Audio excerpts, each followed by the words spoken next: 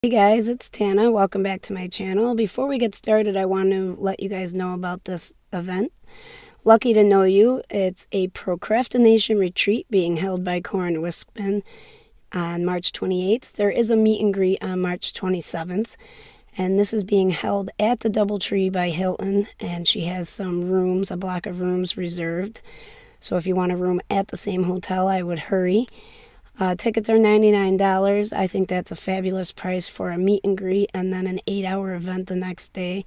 There's also going to be a dinner at the Melting Pot Saturday after the event, but that's something where you have to pay, and she only has a certain amount of reservations or room for people, so you have to let her know that right away.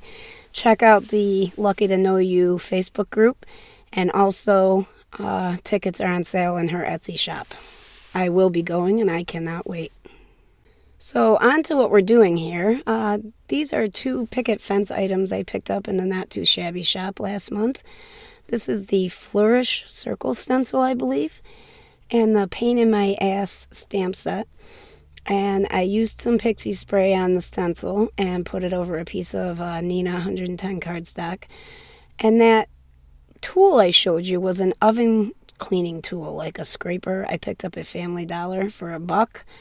I was going to try it as a stencil, like a spreader on the stencils, and ended up using my finger.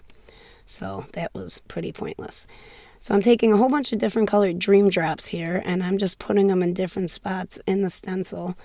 And as I said, I start spreading them out with my finger. I did have to go back in and add some more because I wanted the spaces completely filled, and they weren't. I didn't put enough on. So I used a different finger for each color, and I did wipe my fingers off in between. And that's it. It's as simple as it looks.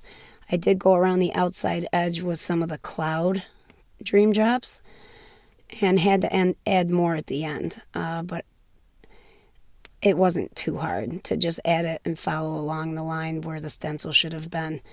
After I take this off, I'm going to let it dry completely, and it wasn't enough for me, so we fixed that at the end. But now I'm going to take the Sisters silhouette from the Pain in My Ass stamp set, pardon my language, but that's what it's called.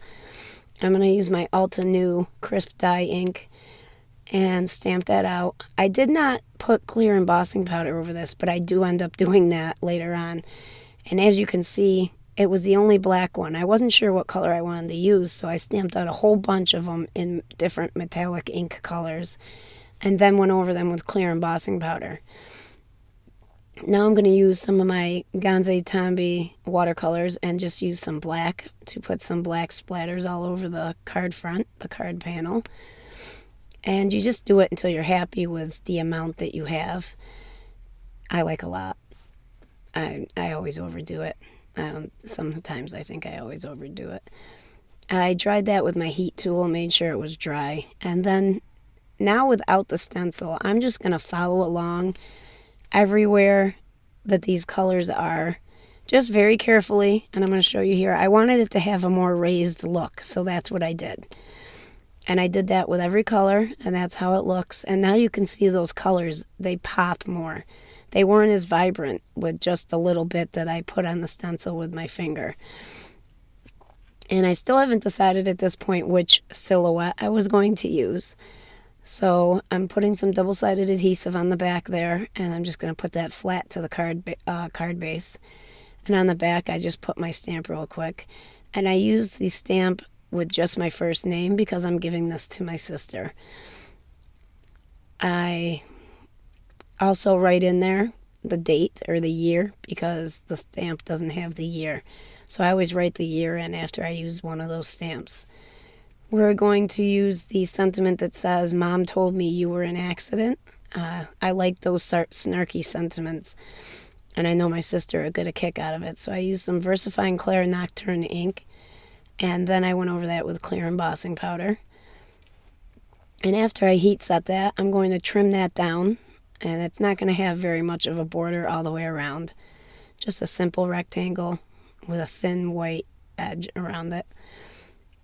You have to be careful when you use the Fisker trimmer, because if you push too hard, that wire guide is going to move on you, and then it won't be as straight as you thought it was. Moving on, I popped some foam tape up on the back of that, and that's going to be in the upper right corner. And now I'm going through and I'm trying to decide which to use. Now, in retrospect, I probably should have decided which silhouette and then did the same color for my sentiment, because that's ultimately what threw me off. I didn't think the black sentiment went with anything but the black silhouette.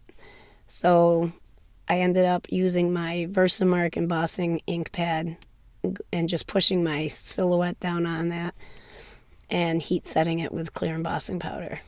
And my two girls there, my two sisters, will also be popped up with foam tape and just put down in that lower right hand corner.